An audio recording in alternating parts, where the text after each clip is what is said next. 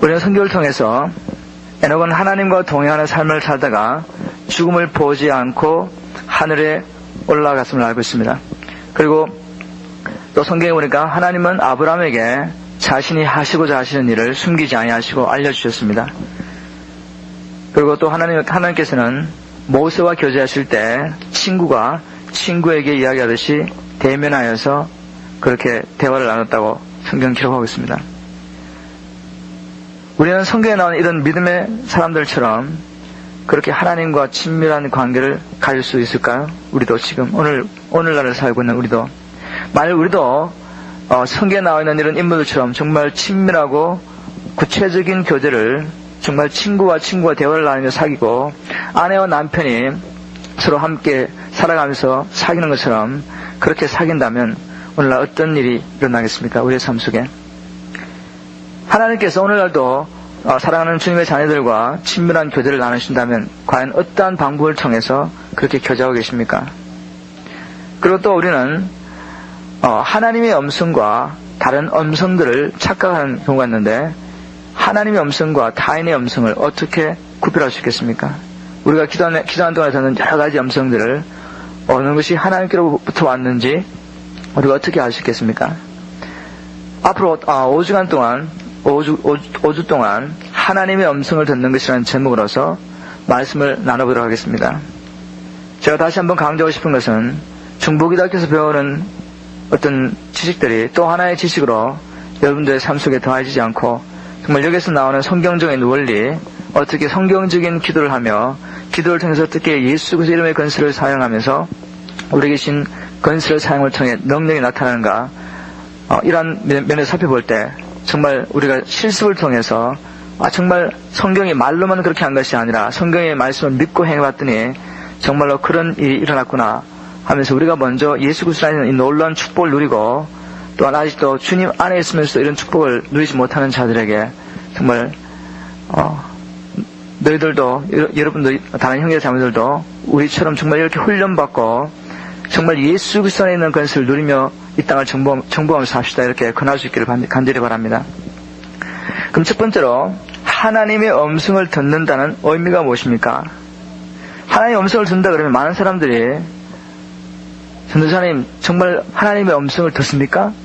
그렇게 물어보면서 이 육의 길을 통해서 하나님의 음성을 듣는 건지 이렇게 착각하는 사람들이 많이 있고 또 어떤 신비로운 환상이나 어떤 음성을 정말 들어야지 하나님의 음성을 듣는다고 그렇게 생각하는 사람이 있는데 지금부터 저희들이 하나님의 음성을 듣는 것에 대해서 살펴볼 때 오해가 없어지기 바랍니다.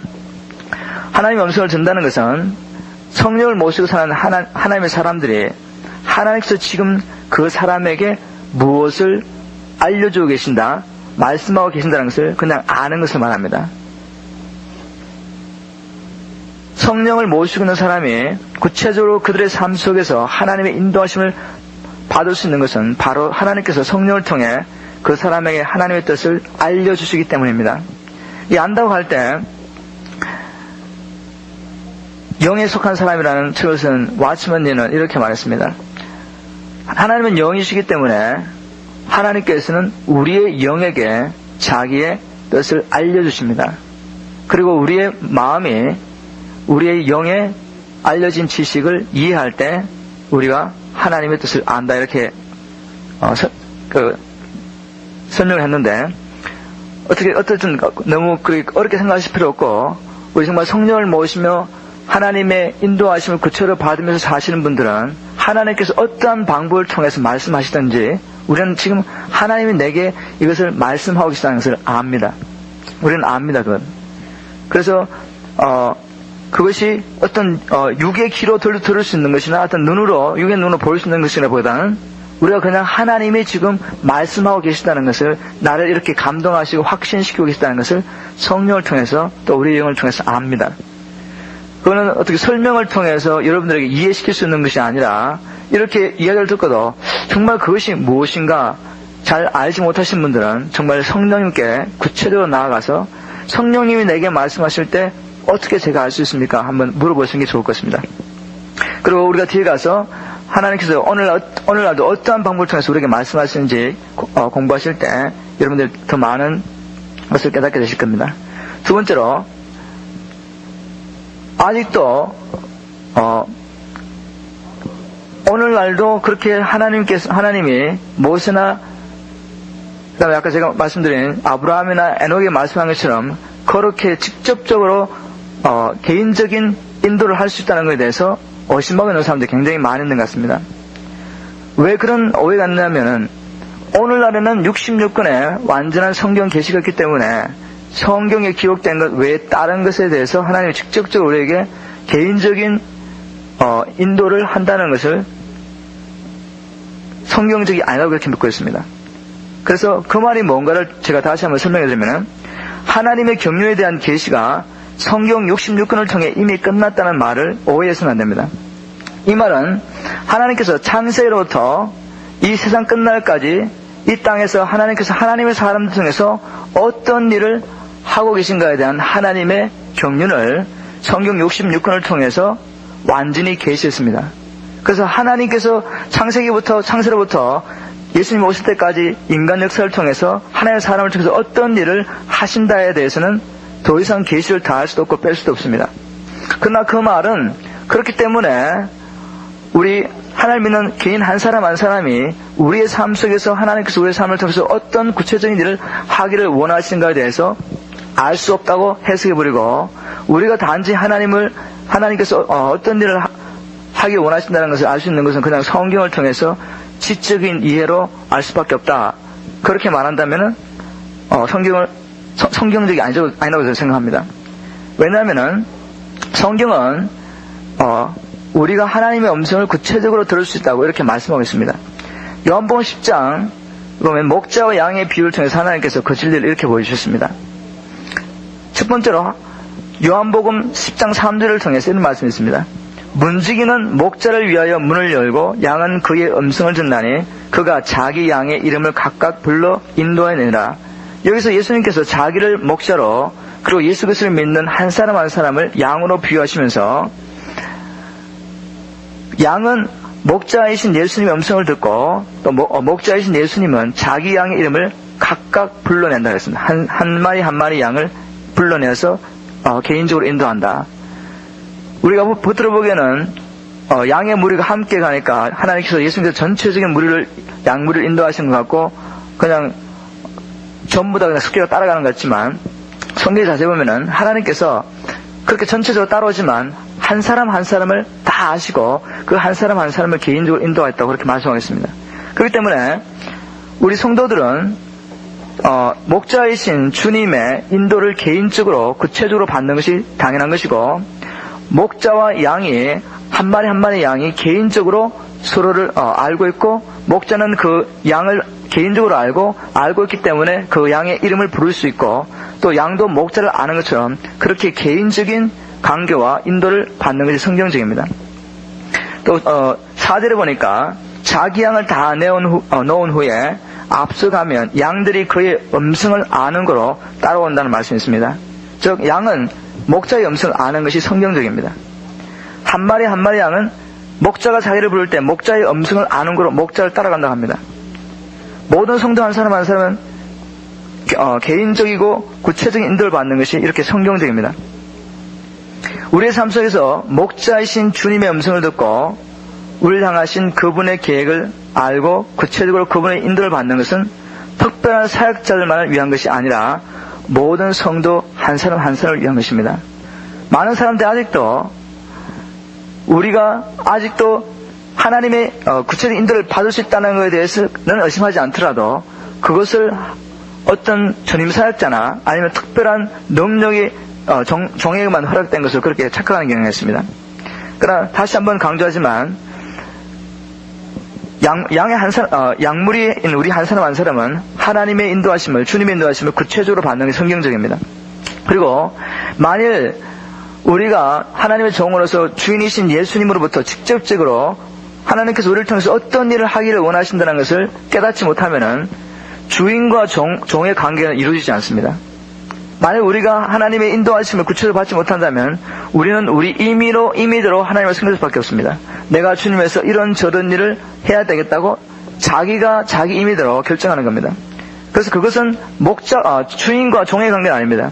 종은 자기가 아무리 주인을 사랑하더라도 주인의 뜻과 관계없이 자기 임의대로 살 수는 없습니다. 종은 자기의 재능도 있고 생명도 있고 힘도 있지만 그것을 주인이 종에게 어떤 일을 명했을 때 그 주인의 뜻을 이루기 위해서 모든 것을 사용해야 됩니다. 그렇게 될 때 주인과 종의 관계가 이루어지는 겁니다. 그래서 우리가 주님의 음성을 구체적으로 듣고 우리의 삶을 통해서 하나님께서 어떤 일을 하기를 원하신가를 아는 것은 너무나 성경적인 겁니다.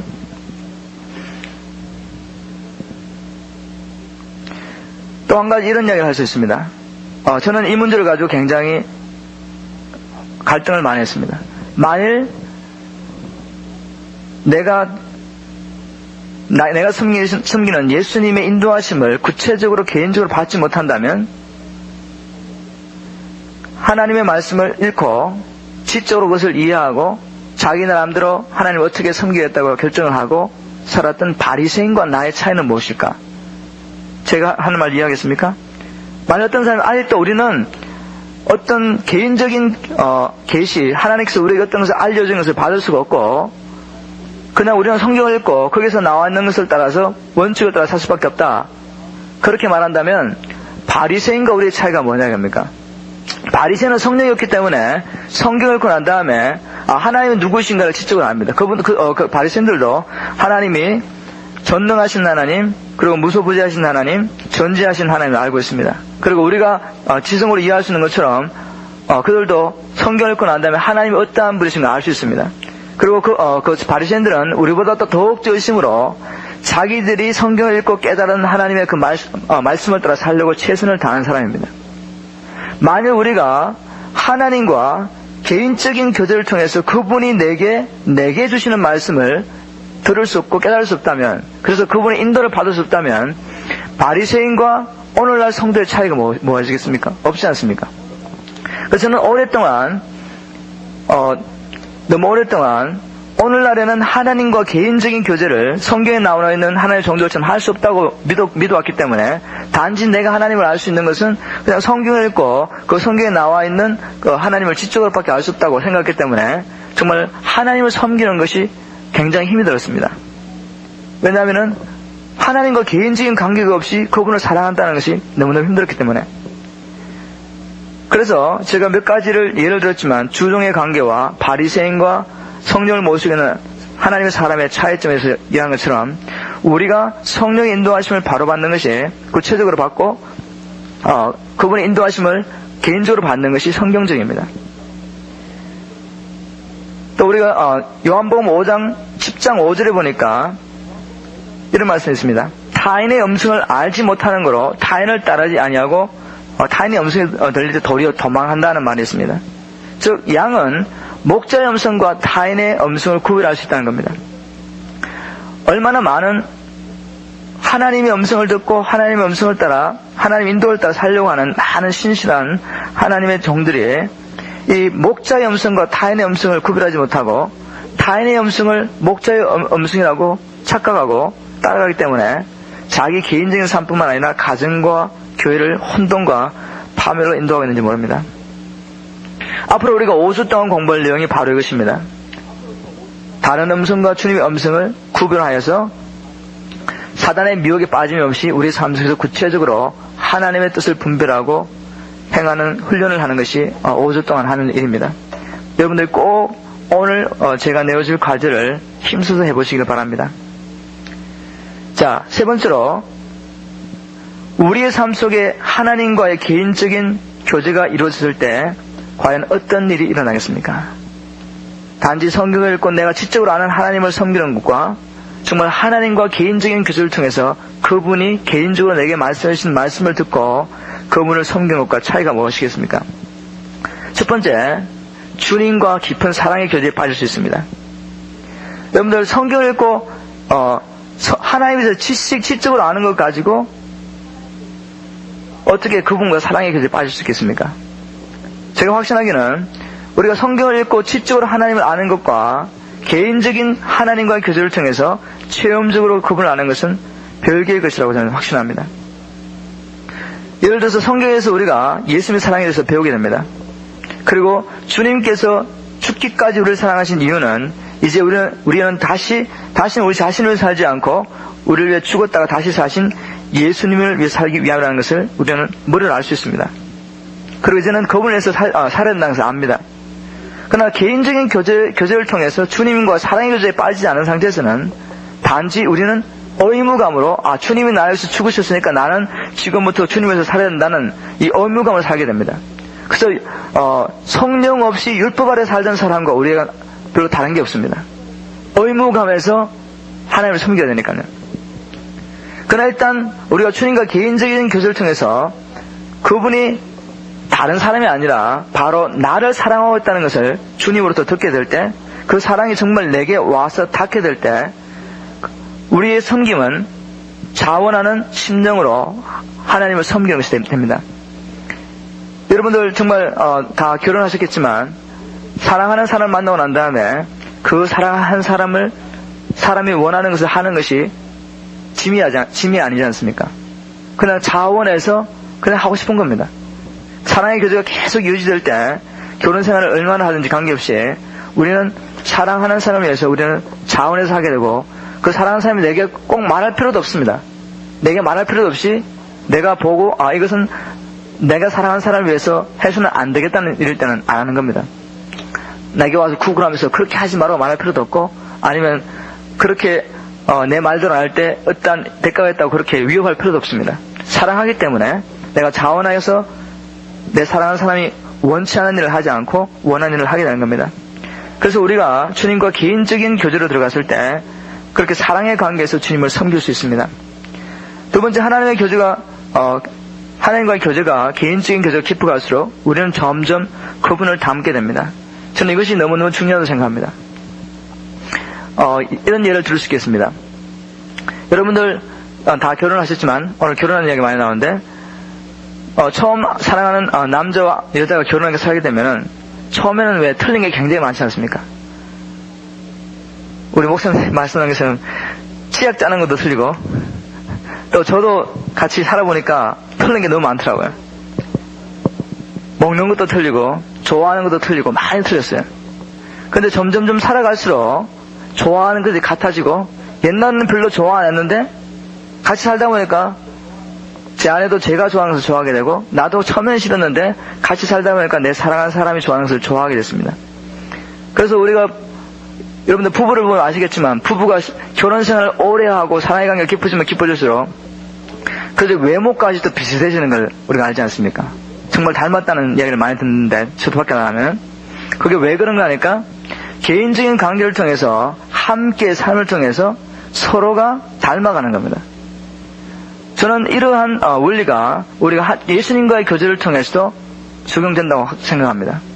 처음에 우리가 예수님을 주님으로 영접하고 난 다음에 정말 주님이 무엇을 원하는 것은 알지만 우리가 하고 싶은 게 또 따로 있었습니다. 그래서 주님의 의지와 나의 의지가 너무 많이 틀리다는 것을 제가 발견했습니다. 그래서 처음 예수님을 믿고 나면 갈등이 너무너무 심합니다. 그래서 어떤 면에서는 주님을 섬기는 게 너무너무 힘들 수도 있습니다.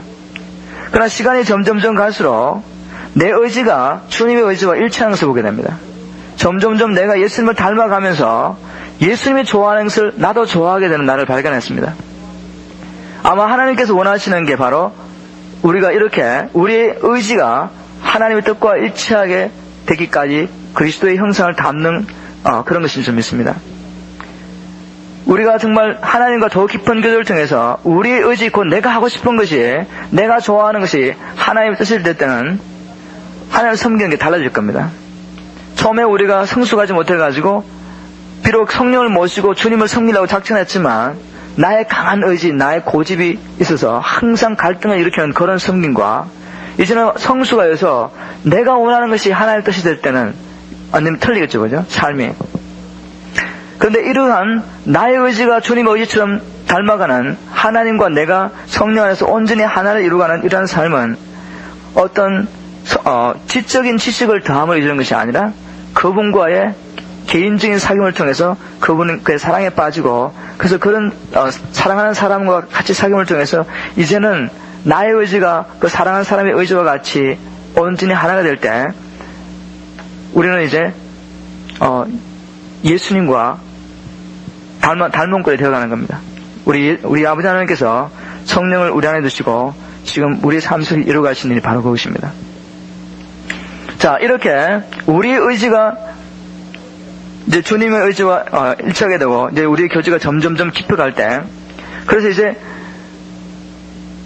하나님과 개인적인 교제를 통해서 우리가 그분을 지적으로 아는 것이 아니라 경험적으로 알아갈 때 우리는 하나님을 더욱 신뢰할 수가 있습니다. 여러분들 금방 거듭나가지고 뜨거운 마음으로 성경 공부 열심히 해가지고 성경을 달달달 외우고 성경에 대한 박식한 사람, 그런 사람들이 시험을 견뎌내지 못하는 일을 종종 발견했을 겁니다. 정말 이제 금방 거듭나서 뜨겁게 하나님의 말씀을 사모하고 그 말씀도 살겠다고 그렇게 다짐하는 것을 보면서도 시험이 왔을 때는 하나님을 지적으로만 알고 있고 체험적으로 알지 못하는 사람은 시험이 왔을 때 곧 자기가 그렇게 살겠다고 하던 그 지식을 버리게 되고 자기의 고집대로 살게 사는 것을 보면서 또 어려움이 있을 때 그 어려움을 하나님 뜻대로 해결하지 못하고 인간적인 방법으로 해결하는 것을 보게 됩니다. 그러나 하나님을 경험적으로 아는 사람은 시험이 왔을 때 우리는 정말 저 사람이 성숙한 그리스도인이구나 하는 것을 이해하게 됩니다. 왜냐하면 어려움이 왔을 때도 흔들리지 않고 하나님의 말씀을 따라 순종을 사는 것을 우리가 보게 되기 때문입니다. 가장 적절한 예라고는 할 수 없지만 우리가 아브라함의 예를 통해서 한 가지 좋은 것을 배울 수 있습니다. 아브라함은 하나님의 약속을 신뢰하고 본토 아비의 집을 떠나 가나안 땅으로 왔지만 하나님의 전능하심에 대해서 체험적으로 알고 있지는 않았습니다. 그가 99세가 됐을 때 창세기 11장 7절에 보니까 하나님이 그가 99세가 됐을 때, 그래서 그가 자연적으로 하나님의 약속의 자녀를 생산할 수 없을 때 비로소 나는 전능한 하나님이라고 알려주셨습니다. 그때까지만 해도 아브라함은 하나님으로부터 전능하신 하나님이다, 하나님은 전능하신 하나님이다, 그래서 모든 것을 할 수 있다고 이렇게 알았지만 체험적으로까지 하나님을 전능하신 하나님으로 알지는 못했습니다. 그 증거가 어디 있냐면은 하나님께서 그가 99세가 되었을 때 내년 이맘때 사라가 아들을 낳으라고 그렇게 말했을 때, 비록 17장 1절에서 이 말씀을 하기 전에 먼저 나는 전능하신 하나님이 너는 내 앞에 완전히 행하라 그렇게 말했음에도 불구하고, 하나님이 전능하신 분임을 알렸음에도 불구하고 성경에 보니까 아브라함이 속으로 웃으면서 이렇게 말했다고 합니다. 100세가 된 사람이 어찌 자식을 낳을까요? 사라는 90세니 어찌 생산할 수 있겠습니까? 이스마엘은 하나님 앞에 잘 살기를 원합니다. 그렇게 말했다고 합니다. 만약 하나님께서 인내하시며 하나님께서 아브라함의 심령 속에 믿음이 일어날 때까지 계속해서 말씀해 주시고 말씀으로 아브라함을 강건하지 않았다면 과연 아브라함이 믿음의 조상이 될 수 있었겠습니까? 정말 이런 의미에서 우리가 하나님을 믿고 믿음으로 의인되는 것도 순전히 하나님의 은혜인 것 같습니다. 어쨌든 아브라함은 100세가 돼 이삭을 낳는 사건을 통해서 전능하신 하나님이 전능하시다는 것을 체험적으로 알게 됩니다. 이제 이 체험적으로 알게 된 이 지식에, 체험적인 지식에 어떤 믿음을 유발시켰냐면, 하나님께서 이삭을 번제로 바쳐야 했을 때 아무 말 없이 순종하는 모습을 볼 수 있습니다. 만약 하나님께서 99세가 되어서 아직 아브라함에게 하나님이 전능하신 하나님으로 체험적으로 알려지지 않은 상태에서 이렇게 말하면 좀 쉽겠습니다. 하나님께서 아브라함에게 75세 때 아들을 주기로 약속했었고, 그래서 하나님께서 약속하신 대로 76세 때 아브라함이 아들을 가졌다고 합시다. 그리고 하나님께서 나중에 아브라함아, 네 아들 이삭을 번제로 드리라 했습니다. 아브라함이 하나님께 그 아들을 드릴 수 있겠습니까? 아마 그럴 믿음이 없었을 겁니다. 그래서 하나님 감사한 것은 우리의 믿음의 분량을 따라서 우리에게 요구하신다는 겁니다. 어쨌든 우리가 아브라함의 사건을 통해서 알 수 있는 것은, 아브라함이 하나님께서 자기 이삭 아들을 번제로 드리라고 말했을 때 순종할 수 있었던 것은, 그가 이미 이삭을 자기 육신의 자연적인 능력으로는 아들을 낳을 수 없을 때 하나님의 전능하신 능력으로 이삭을 얻고 난 다음에 하나님을 전능하신 하나님으로 체험적으로 알았던 겁니다. 그것이 바로 더 큰 믿음으로 하나님을 신뢰할 수 있도록 인도했습니다. 이처럼 우리가 하나님과 개인적인 교제를 통해 그분을 체험적으로 할 때 시련의 뜻 흔들지 않고 참으로 그분을 신뢰할 수 있습니다. 그래서 지적인 지식과 체험적으로 그분을 아는 지식은 이렇게 차이가 난 겁니다. 네 번째로 하나님과 개인적인 교제를 통해 참으로 자기의 삶을 통해 하나님의 일을 하는 사람만이 하나님의 크게 일을 할 수 있습니다. 자, 이게 무슨 말인가 하면, 만약 우리가, 모든 하나님의 종이 하나님 일을 해야 하는 것이 성경적입니다. 전임사역뿐만 아니라 주 예수 그리스도는 모든 자에게 하나님께서 우리를 창세전부터 예수 그리스도를 예정하신 이유가 바로 예수 그리스도를 통해서 선한 일을 우리 삶을 통해서 행하기 위함이라고 그렇게 말했습니다. 근데 만일 우리가 개인적인 교제를 통해서 하나님과 교제를 통해 하나님이 지금 나를 통해 어떤 일을 하기를 원하시다는 것을 알지 못한다면 우리가 계획하고 하나님을 위해 산다는 모든 일들은 다 사람 사이즈만한 일일 겁니다. 내가 할 수 있고 내가 할 수 있는 능력 일만큼밖에 결정할 수 없습니다. 그러나 반대로 우리가 정말 개인적인 교제를 통해서 하나님께서 우리를 통해서 하기를 원하시는 일을 알고 그 일을 한다면은 우리는 사람 사이즈 일이 아니라 하나님 사이즈의 일을 하게 되는 것입니다. 그래서 이렇게 제가 한 네 가지로 크게 우리 하나님과 개인적인 교제로 들어갈 때 누릴 수 있는 축복들에 대해서 살펴봤습니다. 이제까지 우리는 오늘날도 하나님은 하나님의 자녀들과 개인적이며 구체적인 교제를 나누기를 원하신다는 것을 살펴봤습니다. 이제부터 하나님께서 자신의 뜻을 하나님의 자녀에게 알리시는 방법에 대해서 살펴보도록 하겠습니다. 오늘은 하나님께서 우리에게 말씀하시는 일반적이며 보편적인 방법에 대해서 살펴보도록 하겠습니다.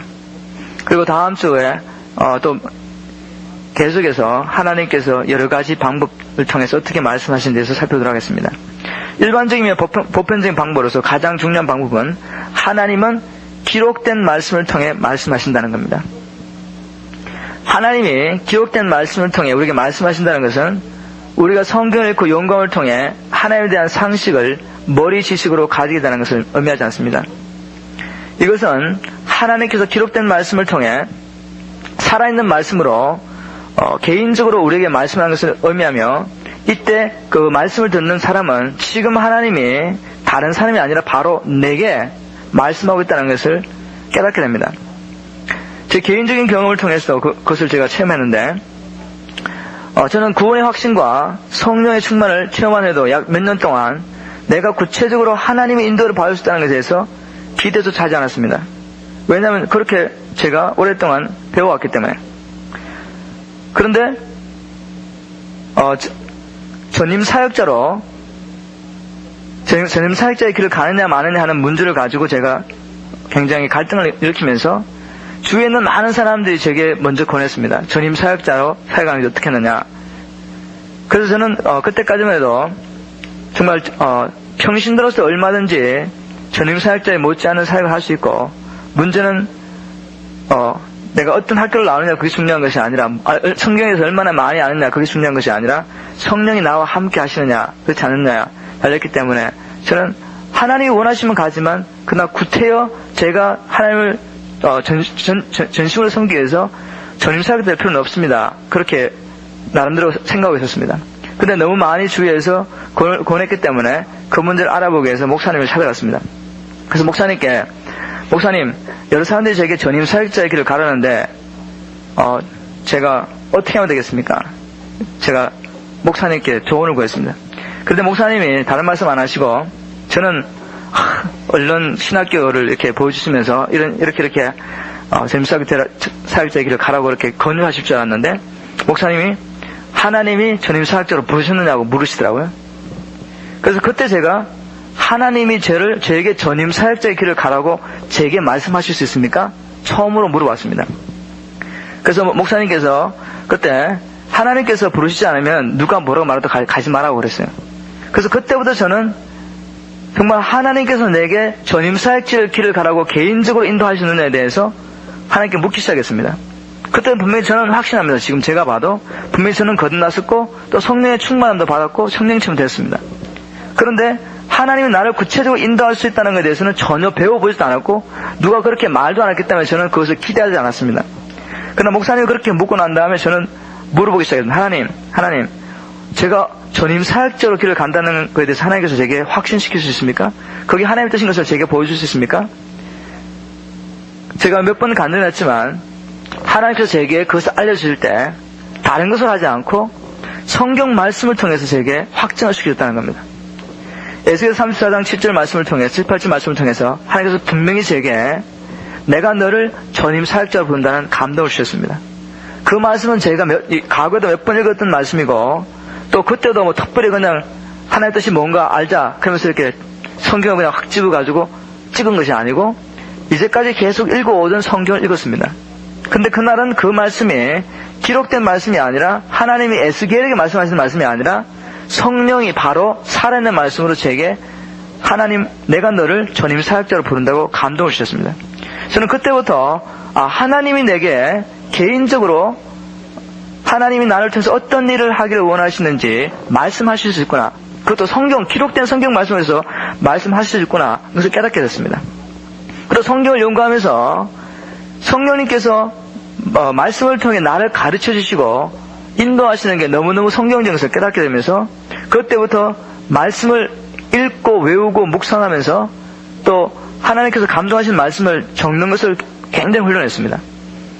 성경을 읽으면서 꼭 매일매일 큐티를 했는데 저는 한번 큐티를 시작하면 3-4시간을 써서 서너 시간을 하나님께서 성경을 읽으면서 이런 말씀에 대해서 감동을 주시면은 그걸 가지고 그냥 이런 말씀을 하기 원하신다는 그런 감동을 받아요. 그럼 그걸 한번 기록해 놔봐야지 하면서 치기 시작하면은 3시간, 4시간 어떨 때는 일주일 내내 그걸 붙들고 그냥 실험하면서 계속 하나님께서 그 말씀을 풀어주신 걸 제가 경험하면서 정말 하나님께서 기록된 말씀을 통해서 이렇게 내게 개인적으로 말씀하셨구나 하는 것을 깨닫게 됐습니다.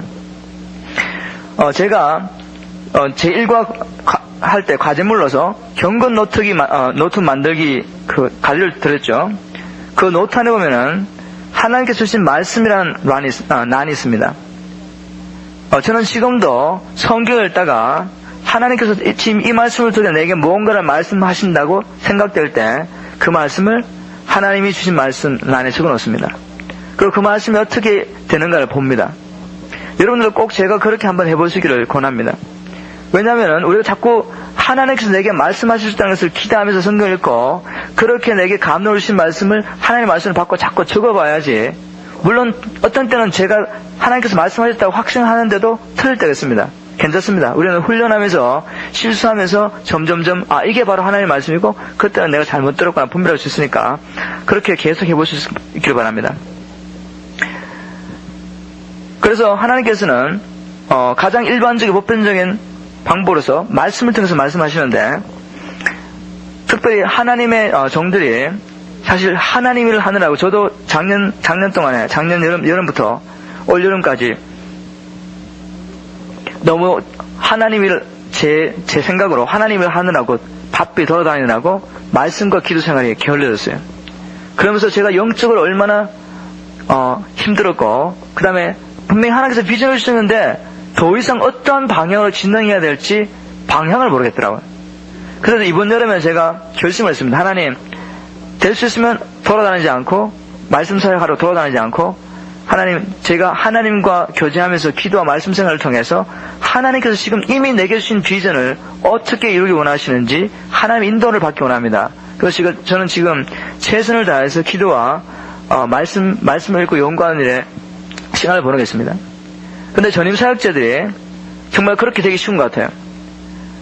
하나님이 주신 비전을 이루려고 열심히 바쁘게 돌아다니니까 하나님과 말씀과 기도로 교제할 시간이 거의 없는 것 같습니다. 통계적으로 봐도 미국 교회에서 사역하시는 목회자들이 하루 평균 주님과만 보내는 개인적인 시간이 몇 분인지 아십니까? 5분밖에 안 된대요. 그게 이 통계로 나온 겁니다. 그래서 대부분의 교회가 하나님의 비전을 범위 없이 또 성령의 역사가 없이 사람의 방법과 노력으로 운영되고 있기 때문에 하나님의 교회가 다른 사업단체와 하나도 다름없이 전락하고 있는 것을 보고 있습니다. 사람들은 단지 자기들의 필요를 채우기 위해서 교회에 옵니다.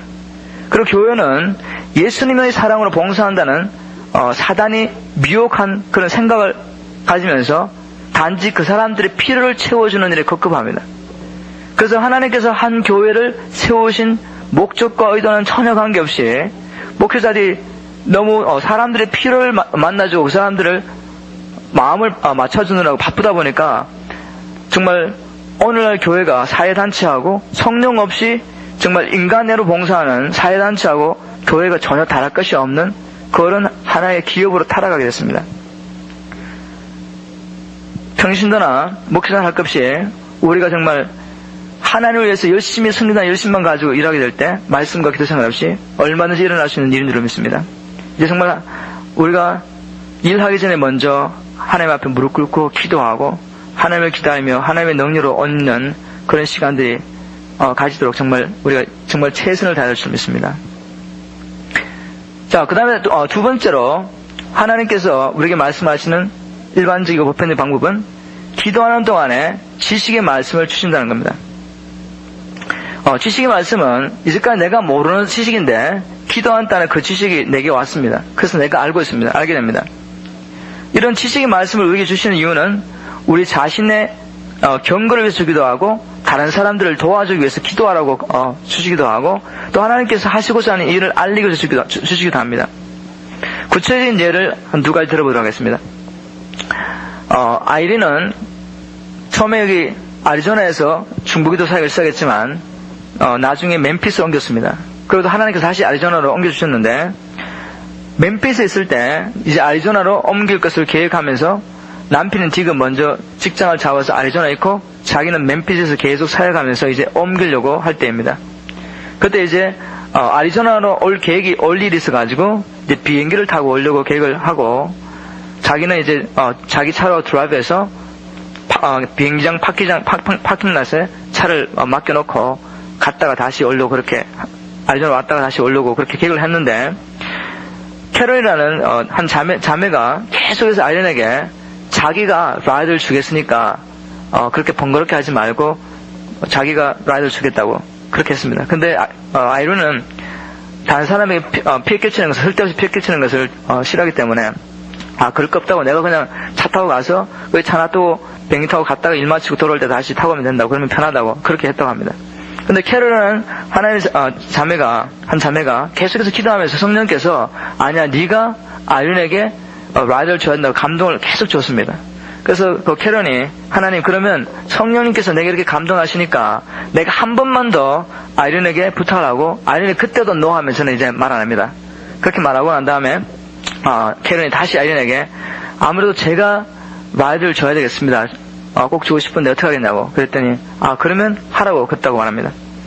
그러고 난 다음에 어떤 일이 일어났냐면 밤에 자는데 하나님께서 한 3시쯤 돼가지고 아이린을 깨우셨습니다.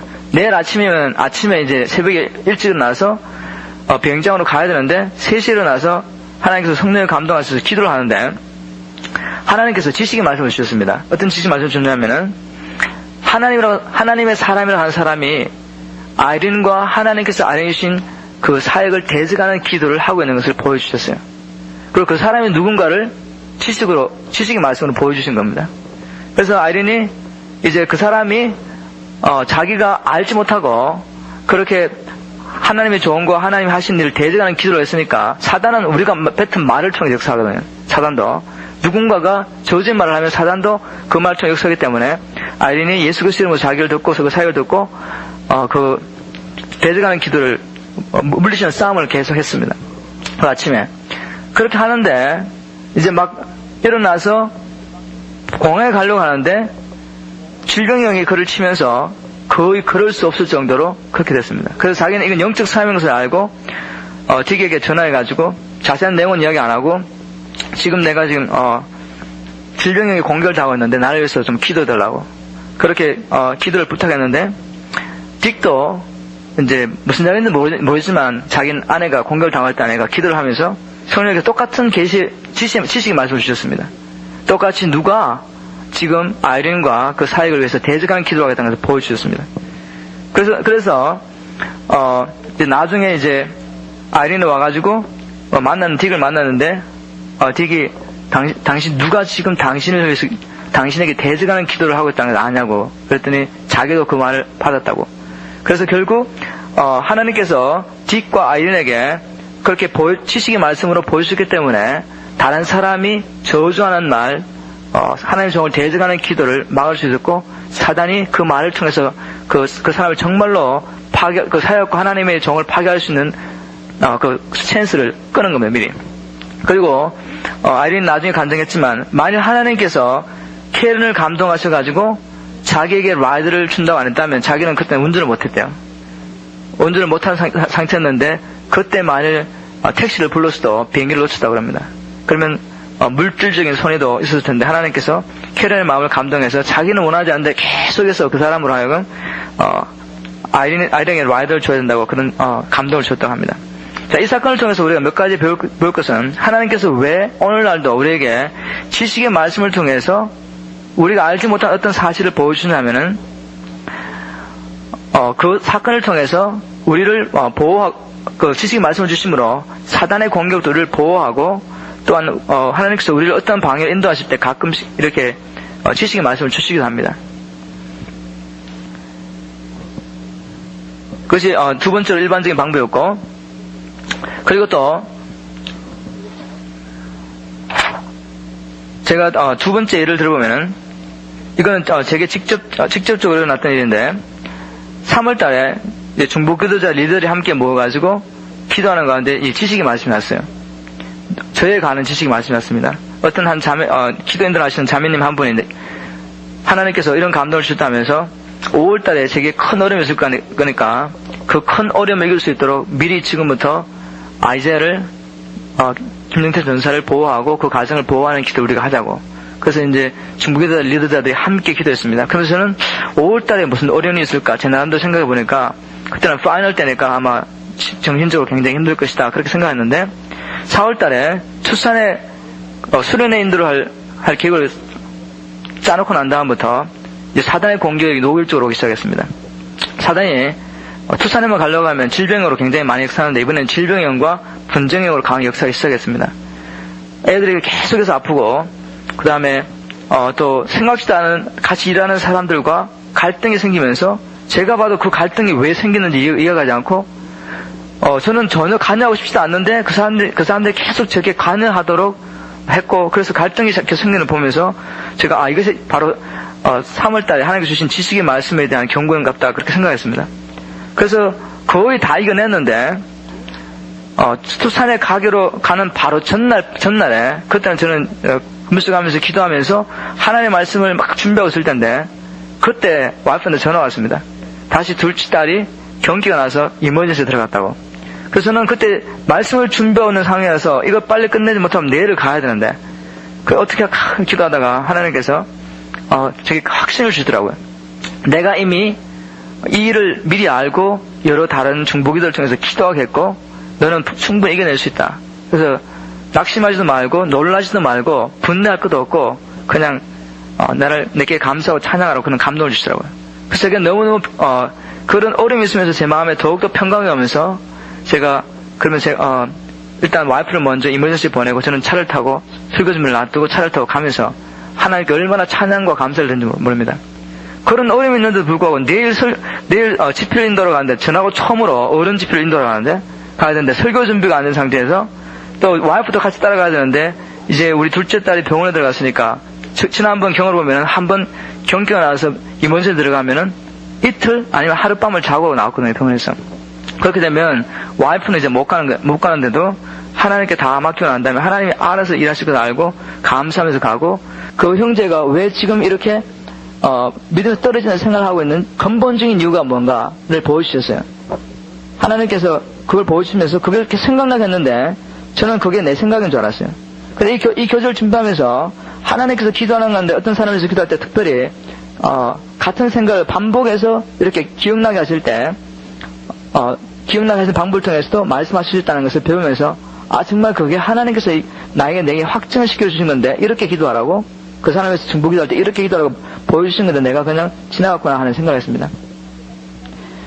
그러나 또 한 가지 우리가 조심할 것은, 기도하는 동안 우리 마음속에 들어오는 모든 생각이 주님께로부터 온 것이라고 속단을 내려서는 안 됩니다.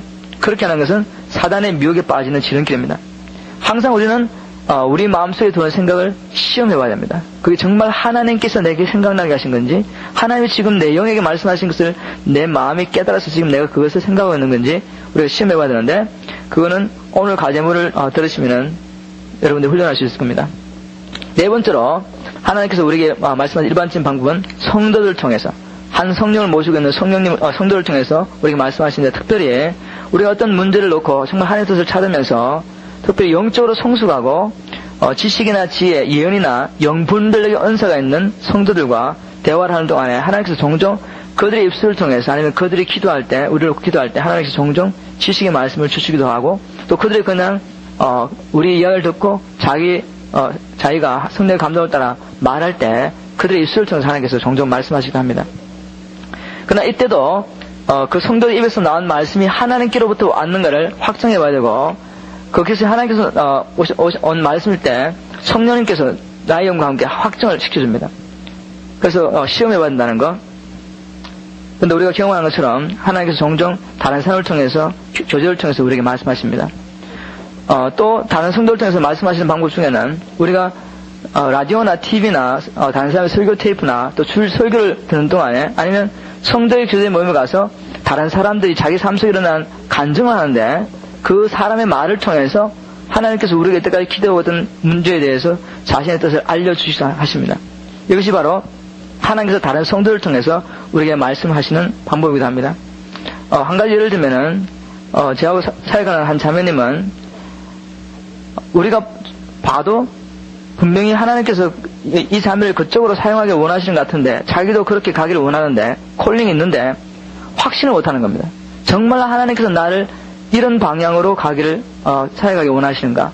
그렇게 하면 이제 학교를 다시 가야 되기 때문에 그 문제를 놓고 1년 동안을 기도하면서 우리가 함께 살펴봤는데, 하나님께서 그 자매가 도저히 부인할 수 없도록 그냥 라디오를 들어도 그 똑같은 메시지가 나오고, 책을 읽어도 똑같은 메시지가 나오고, TV를 보고 앉았는데도 하나님께서 그 부분에서 계속적으로 말씀하시는 것을 깨달으면서 도저히 거부할 수가 없어서 결국 순종하고 하나님이 원하시는 방향으로 가기로 결정을 한 것을 보았습니다.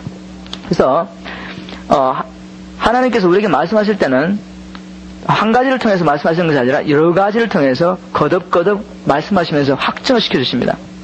마지막 다섯 번째로 우리가 잘하는 것은 하나님의 환경을 통해서 말씀하신다는 겁니다. 물론 또한 환경 하나만 보고 가서는 안 됩니다. 또 기도하다가 들어온 생각 하나만 보고 이게 하나님 뜻이라고 조급하게 속단을 내서도 안 되겠지만, 무엇이든지 우리가 속단을 내서는 안 되겠지만, 특별히 환경을 보면서 이 환경을 통해서 말하는 하나만 보면서 가면 안 됩니다. 왜냐하면 여러분들 연하 얘기를 잘하는 것처럼, 연하가 하나님의 말씀을 거역하고 다시스로 도망가려고 했을 때 다시스로 가는 배가 딱 있었습니다. 그래서 그 환경을 보면은 이거 정말 하나님 기뻐하시는 생각이라고 생각할지도 모르겠지만 그것은 아니죠, 그죠? 하나님께서 그렇게 환경을 통해서 말한 건 아니죠, 그죠? 근데 우리가 가끔씩 가다가 사단에 이렇게 빠진다는 겁니다. 우리가 너무 속단 내릴 때 어떤 한 가지를 보면서 하나님 뜻을 찾는데 누가 갑자기 말을 한다든지, 아니면 기도하는데 갑자기 어떤 생각이 왔을 때 거기 하나님 뜻이라고 딱 결단을 내리는 것은 굉장히 위험합니다. 하나님은 여러 가지를 통해서 말씀하시기 때문에 우리가 환경을 통해서 기도하는 가운데 말씀을 통해서 또 시간을 두고 어떻게 하나님께서 이런저런 모양으로 동일하게 말씀하시는가를 확정해 봐야 됩니다. 자, 이제 우리가 다른 음성들, 주님의 음성 말고 다른 음성에 대해서 간단히 말씀 나누고 마치겠는데, 신실하게 주님의 음성을 듣고 순종하려고 하는 사람들이 당하게 되는 어려움이 있습니다. 그냥 대충 살려고 하는 사람은 이런 미혹에 빠지지도 않고 항상 미혹에 빠져 있으니까 그런 갈등이 없는데, 신실하게 주님의 음성을 듣고 순종하는 사람들이 겪게 되는 갈등이 뭔가 하면은, 주님의 음성이 아닌 다른 음성을, 타인의 음성을 주님의 음성으로 착하고 가다가 사단의 미혹에 빠져가지고 어려움을 겪게 되는 겁니다. 그래서 우리가 주님께서 우리에게 말씀하신다는 것을 믿을 뿐만 아니라 또한 다른 음성들이 있어서 그 다른 음성이 주님의 음성처럼 우리에게 들릴 수도 있다는 것을 기억해야 됩니다. 그 다른 음성들 몇 가지를 한번 살펴보도록 하겠습니다. 여러분들이 다 아는 건데 이것을 다시 한번 마음에 두시고 여러분들이 기도할 때 이것이 주님의 음성, 목자의 음성인지 타인의 음성인지 구분하셔야 되겠습니다. 첫 번째 다른 음성은 우리의 육체도 우리에게 말한다는 겁니다. 우리가 기도할 때. 우리가 9과 10과 11과 공부를 할 때 영과 혼과 몸에 대해서 배웠고, 특별히 십과를 할 때 육체에 대해 배웠습니다. 그때도 잠깐 말씀드렸지만, 중보 기도학교는 육체와 몸을 같은 말로 사용하지 않습니다. 저도 처음에는 이게 육체와 몸을 같은 말로 알았기 때문에, 우리 한국 사람들은 이걸 육체와 몸을 같은 말로 사용하기 때문에, 굉장히 혼돈이 왔는데, 중보 기도학교에서는 몸은 우리가 만질 수 있는 살과 피와 근육, 신경, 뇌, 그리고 몸을 통해서 느끼는 오감을 말합니다. 그것을 우리가 몸이라고 단정을 지었고, 육체는 이 몸을 포함해가지고 우리의 감정, 욕망, 의지, 우리의 성격까지 다 포함해서 육체라고 부른다고 우리가 배웠습니다. 그래서 우리는 우리의 육체가 얼마나 강하게 우리가 말을 하고 있다는 것을 알고 있습니다. 우리의 욕망이나 감정이나 의지가 우리에게 이런저런 요구를 합니다. 이것을 하자, 저것을 하자. 우리는 기도할 때 종종 이 육체의 소리를 하나님의 음성으로 오해합니다. 어떤 문제를 갖고 기도하는데 우리 육체가 그것을 간절히 원하니까 그것이 하나님의 뜻인 것처럼 막 믿고 이렇게 기도할 수가 있습니다. 실제로 자기의 욕망이나 감정이나 개인의 의지를 따라 기도하면서 하나님의 뜻이라고 착각하고 있는 것입니다. 그래서 우리가 육체의 음성을 들을 수 있다는 것을 꼭 기억하고 있어야 됩니다. 그 두 번째도 다른 음성은 우리 마음속에 쌓여있는 세상에서 배운 교육이나 상식도 우리에게 말할 수 있습니다. 이런 세상의 교육과 상식이 기도하는 가운데 우리의 마음속에 생각으로 일어나면서 우리가 이것을 분별하지 못할 때 이것이 하나님께로부터 오는 것이라고 착각하고 그것을 보고 기도하는 사람이 있습니다. 세상적인 생각으로 하나님 앞에 이런저런 것을 해달라고, 이런저런 방법으로 교회를 운영할 수 있게 해달라고 막 기도하게 됩니다. 그래서 이 세상의 교육과 또 세상에서 우리가 배운 어떤 상식들이 우리 기도하는 가운데 생각으로 살아나서 우리에게 말하는데, 우리가 정말 하나님의 말씀으로 가득 차서 그것을 분별하지 못하면은, 잘못하면 이 세상에서 배운 교육과 상식이 우리에게 말하는 것을 우리 하나님의 말씀으로 착각할 수 있다는 겁니다. 하나님의 음성으로. 세 번째로 우리의 양심도 우리에게 말합니다. 양심은 때때로 하나님의 뜻과 일치하기도 하지만 어떤 때는 하나님의 뜻과는 관계없이 우리를 정죄하면서 우리를 죄책감에 빠지게 합니다. 그런데 우리가 이것을 분별하지 못하고 이것이 성령으로부터 온 것을 그래서 착각하는 사람이 있습니다. 성령님은 죄를 깨닫게는 하시지만 우리가 범죄한 사실에 대해서 정죄하시지 않으시며 그 정죄의 결과로 우리를 죄책감에 빠뜨리지 않습니다. 왜 성령님은 정죄를 하시지 않느냐면 우리가 범죄하더라도 네가 죄를 지었다, 죄를 깨닫게 해주시지만 정죄하지 않습니다. 왜냐하면 성령님은 우리의 모든 죄가, 현재, 미래, 과거의 모든 죄가 우리 예수님의 십자가를 통해서 이미 처리됐다는 걸 압니다. 우리가 예수 그리스도와 연합해서 이미 우리의 모든 죄값에 대한 형벌을 받았어요. 우리가 여러분들이 받았습니다. 예수님과 함께 연합의 관계로 로마서 6장에 보면은 우리가 이미 예수 그리스도와 연합하여서 예수님이 모든 죄값에 대한 죄책을 받았을 때 우리도 함께 죄책을 받은 겁니다. 그래서 예수님은 성령님은 우리가 정죄를 받을 필요가 없다는 것을 아십니다. 왜 없냐면 이미 정죄를 받았기 때문에. 그렇기 때문에 성령님은 결코 우리를 정죄하지 않고 우리를 죄책감으로 인도하지 않습니다. 그런데 우리 양심이 우리를 정죄하면서 정죄하면 우리를 죄책감에 빠뜨릴 때 우리가 지금 성령이 내게 지금 정죄한다고 그렇게 착각하는 겁니다. 그래서 결국 하나님께 나아가지 못하는 경지에 빠지게 되는데, 우리가 양심이 이렇게 우리에게 말할 때, 잘못 말하고 있을 때 우리가 그것을 분별하고 이거는 내 양심이 지금 원수가 내 양심을 통해서 거짓 정죄하고 있다는 걸 분명히 판단하시고 물리치셔야 됩니다. 그거 들으시면 안 됩니다. 네 번째로 우리의 적인 사단도 우리의 마음속에 자기의 생각을 넣고 우리에게 말할 수 있습니다. 여러분들 제가 벌써 몇 번 이 중보기도학교를 하는 가운데 몇 번 말씀드렸는데, 어떻게 베드로가 성령의 감동을 따라 예수는 그리스도시고 살아계신 하나님의 아들이십니다 고백하고 난 다음에 바로 그 다음 순간에 사단이 베드로의 마음속에 생각을 집어넣고, 베드로가 자기 마음속에 들은 그 사단이 넣은 생각을 하나님께로 왔는지 사단이 주었는지 분별하지 못하고 말함으로 예수님을 넘어지게 하는 자로 만들 뻔했는지 여러분 잘 아시죠? 사단도 우리 마음속에 자기의 생각을 넣어주고 자기 말합니다, 우리에게. 그래서 그것을 하나님 말씀이 충만하지 않으면 분별할 수 없습니다. 자외 날선 어떤 것보다 예리한 하나님의 말씀, 우리의 마음의 깊은 것과 생각까지 드러내시는 하나님의 말씀을 우리가 충만하지 않으면 이렇게 들려오는 소리를 분별할 수가 없습니다. 어디서 왔는지. 마지막으로 우리가 살펴볼 다른 음성은 세상도 우리에게 말한다는 겁니다. 세상은 우리에게 유행을 따라 살아라고 말합니다. 유행을 따라 살지 못하는 사람은 이 시대에 나고자 하는 것처럼 세상을 말합니다. 특히 한국 사람들은 굶어 죽어도 밥은 좀 잘 못 먹어도 차는 있어야지 사람 대접받고 철을 따라 옷을 갈아입어야지 사람 대접받는다고 세상이 하는 말에 속고 있습니다. 그래서 얼마나 열심히 노력하고 애써 가지고 옷 사고 집 사고 허영을 만족시키는데 그렇게 돈을 쓰면서 세상이 말하는 말에 속고 가는지 모릅니다. 옆집에서 벤츠를 사니까 나도 기가 죽지 않게 해서 사게 되고 친한 친구가 새 집을 사면은 이사를 하면 집이 너무 좋다고 큰 집을 사는 게 역시 좋다고 그렇게 말하니까 자기는 충분히 살 수 있는데 지금 살고 있는 집에 자기도 덩달아 사게 됩니다. 그래서 하나님이 주신 물질과 시간을 그렇게 다 써버리는 겁니다. 큰 집을 사고 좋은 차를 사니까 옛날보다 더 많이 일을 해서 투잡을 뛰면서 일을 해야지 그 페이먼트를 하니까는. 그래서 하나님은 분명히 먹고 마실 걸 충분히 줬고 그 나머지 돈과 시간으로 하나님의 복음을 전파하기를 원하는데 하나님을 믿는다는 사람들까지도 세상의 말을 듣고 유행을 쫓아 살기 때문에 하나님이 하라는 일 하지 못하고 세상을 쫓아가는 것을 봅니다. 우리가 성경을 통해서 분명히 아는 것은 우리가 예전에 하나님을 알지 못할 때 세상 풍습을 쫓아다니므로 이 세상의 공주의 건세 잡았던 자를 따랐다고 우리는 배웠습니다. 그래서 세상 풍습을 쫓는 것은 사단을 섬기는 것이라고 경고하고 있습니다. 우리 이제 다시는 세상이 우리에게 말하는 것을 망해서 귀를 기울여서는 안 되겠습니다. 평신도뿐만 아니라 목회자들이나 전임 사회들까지도 이런 세상이 우리에게 목회자들에게 말하는 것을 귀를 기울이시는데, 예를 들면은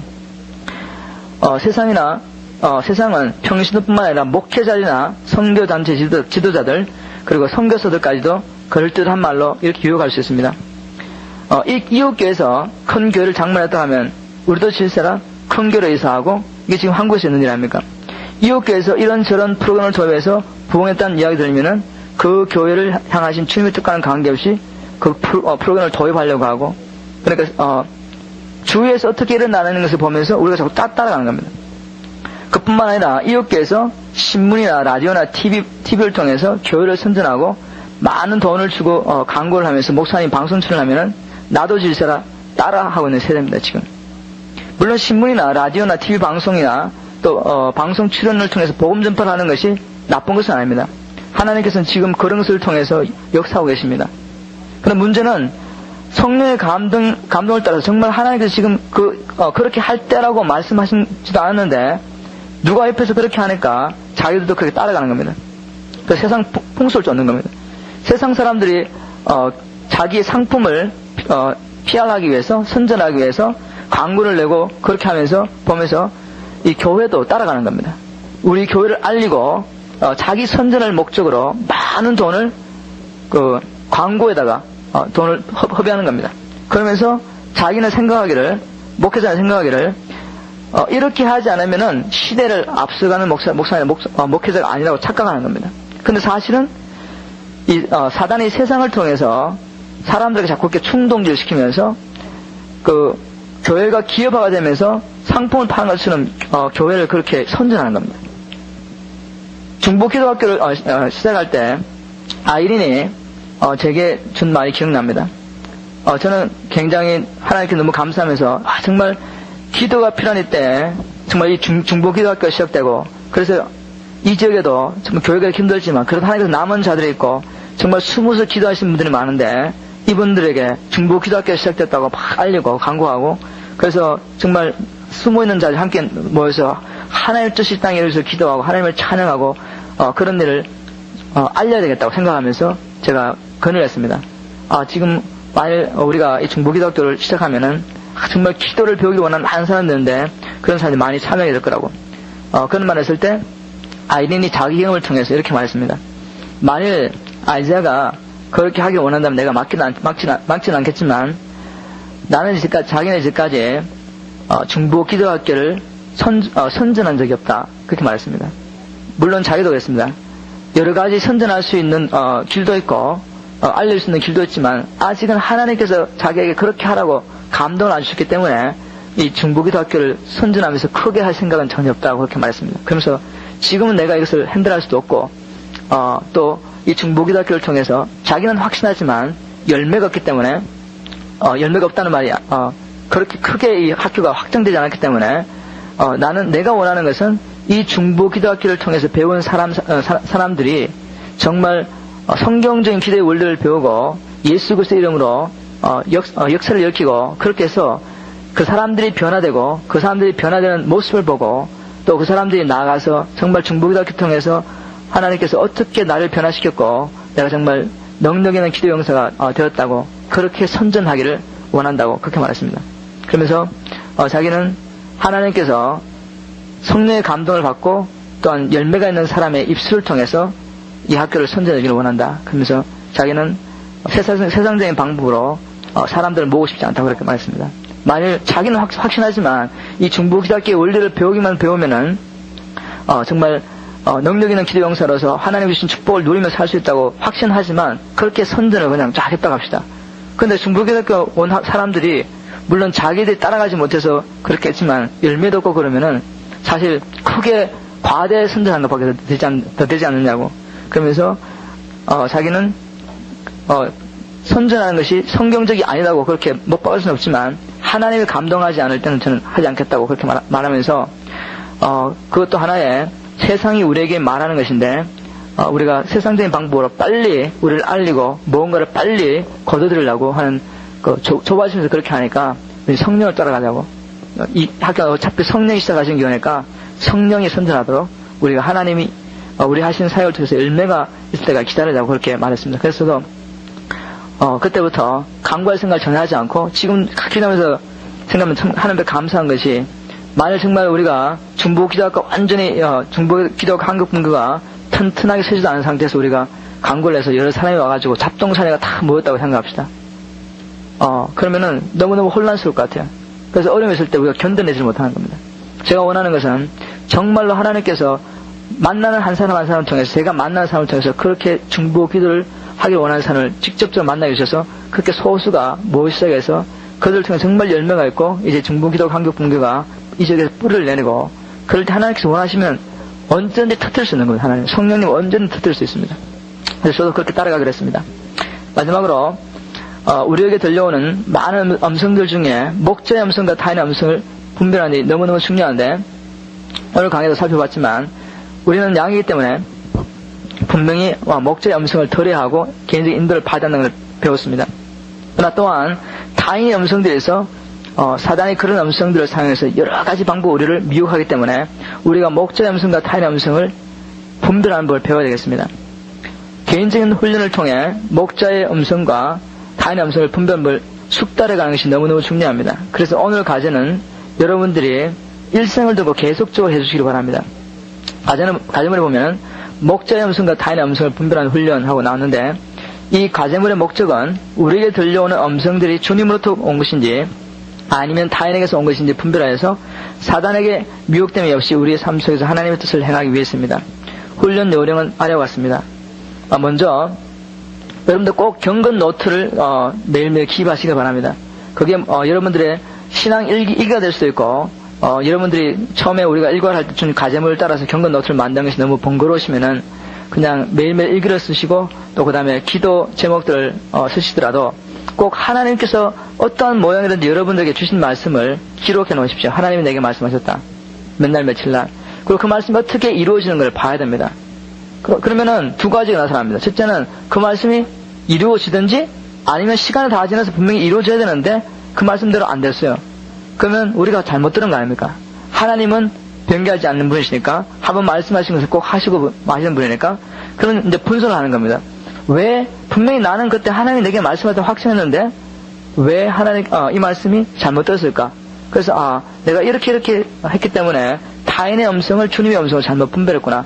이런 작업을 계속해서 해가시면서 하나님이 내게 개인적으로 인도하신다는 것을 확정하시면서 나도 하나님의 인도하심을 개인적으로 받을 수 있고 모세나 다른 하나님의 종들처럼 하나님과 그렇게 친밀한 교제를 나눌 수 있다고 확정을 하시고 계속해서 파고드시면 하나님이 훈련시켜 주십니다. 시간이 지나갈수록 하나님의 음성과 타인의 음성을 구분하는 일이 쉬워지기 시작합니다. 저도 아직도 계속해서 훈련해 갔는데 이런 일을 계속 하심으로 정말 여러분들이 이제는 하나님과의 기도하면서 말씀하면서 다른 성도와 교제를 하면서 또 우리의 환경을 통해서 매일매일 말씀하시는 그 하나님의 음성을 놓치지 마시고 그래서 구체적인 하나님의 인도를 받으시고 그래서 하나님을 섬기되 우리 임의로 섬기지 않고 하나님의 인도하심을 따라서 하나님을 섬길 때 정말 하나님의 사이즈의 일을 우리가 우리 삶을 통해서 이룰 수 있고 우리 교회적으로도 그래서 우리의 삶을 통해서 하나님의 영광과 능력이 충만히 나타나서 하나님의 영광을 받으시고 주의 나라가 구체적으로 확장되기를 간절히 소원합니다. 자, 질문 있으십니까? 없으시면은 잠깐 기도하고 우리 다시 기도의 모임 가지도록 하겠습니다.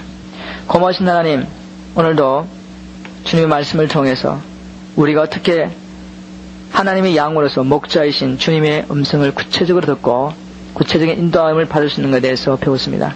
이제까지 우리가 이에 대해서 성경적으로 깨닫지 못하고 주님께서 나에게 개인적으로 인도를 하실 수 없다고 믿었던 사람들이 있으면 이 시간 나사렛 예수 그리스도로 사단의 견고한 진을 파하며 모든 생각을 사로잡아 그리스도에게 복종케 합니다.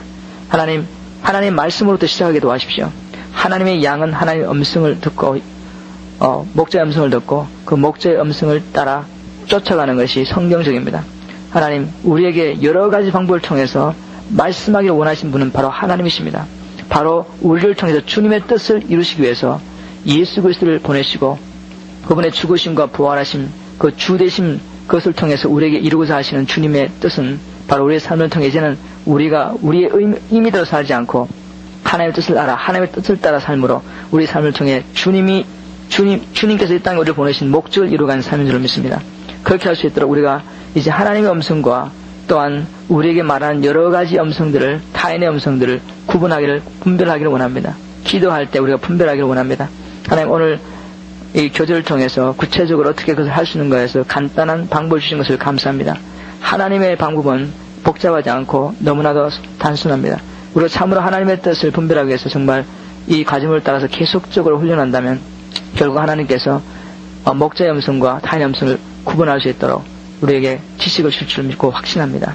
하나님, 중보기도학교를 다시 한번 예수 그리스도의 피로 듣고 이 학교가 주님의 말씀을 선포하고 우리가 조급하지 않고 하나님의 시간을 기다리면서 인내하며 끝까지 기도하며 말씀 사역함을 통해서 하나님 정말 차근차근 토대를 쌓아갈 수 있게 도와주시고 하나님의 시간, 하나님께서 이 사역을 확장시키기 원하시면 언제든 하실 수 있습니다. 하나님, 우리가 그렇게 하나님께서 일하기 원하실 때 우리가 흔들리지 않고 우리의 또한 육체의 소욕을 따라서 하나님의 비전에다가 우리의 소욕을 섞지 않도록 우리를 온전히 주님의 뜻으로 묶어주시고 하나님, 우리의 의지가 주님의 뜻과 완전히 일치할 수 있도록 그렇게 성장하고 성수할 수 있도록 우리 모두를 키워주십시오. 하나님, 이 사역을 통해서 영광 받으시기를 간절히 소원하고 예수님 이름으로 기도했습니다. 아멘.